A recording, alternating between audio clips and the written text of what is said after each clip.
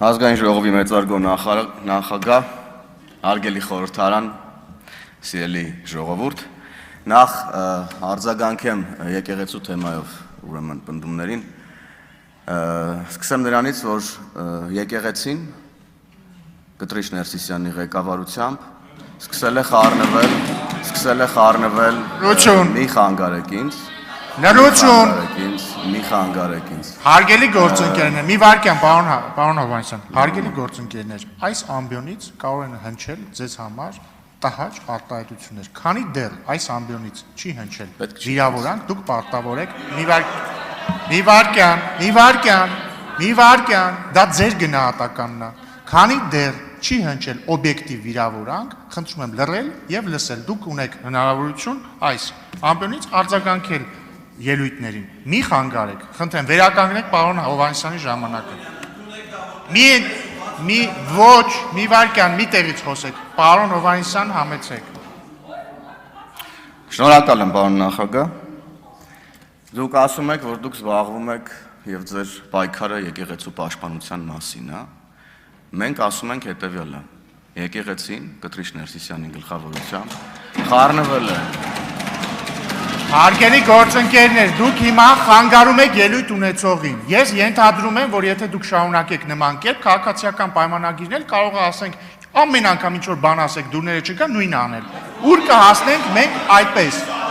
Մի տեղից բղավեք։ Խնդրում եմ ուշադիր լինել, որովհետև կրկնում եմ, եթե մենք գնանք այս տրամաբանությամբ, այս ազգային ժողովի դալիճը վերաբացվելու է անընդհատ այս սրահ։ Եկեք այդպես չանենք։ Վերականգնեք պարոն Հովհաննիսյանի ժամանակը, խնդրեմ պարոն Հովհաննիսյան։ Գլխավորությամբ, որ չարաճճիություն չանեք քաղաքական առումով եւ նաեւ ես կարողանամ միտքս ձեզ տեղ հասցնել,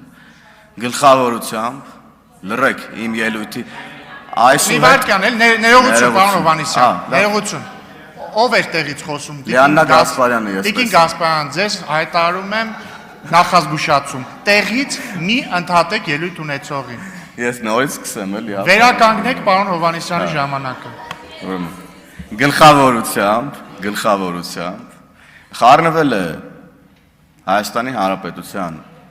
ներքաղաքական, արտաքին քաղաքական հարցերին, եւ սա դեռ բավարար չէ։ Եկեղեցու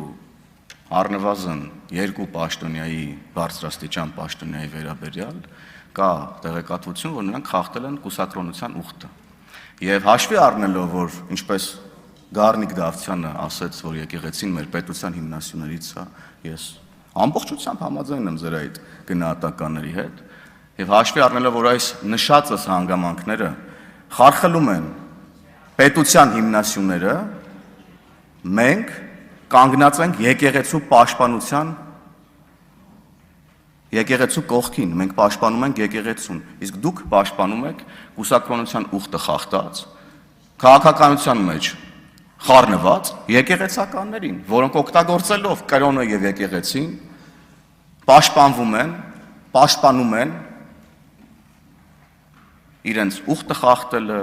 քաղաքականության մեջ ներգրավել, այլ բաների մասին էլ չեմ խոսում, ուրիշ տեղ չեմ շարունակում։ Եվ հիմա ով է պաշտպանում եկեղեցին, մենք թե դուք։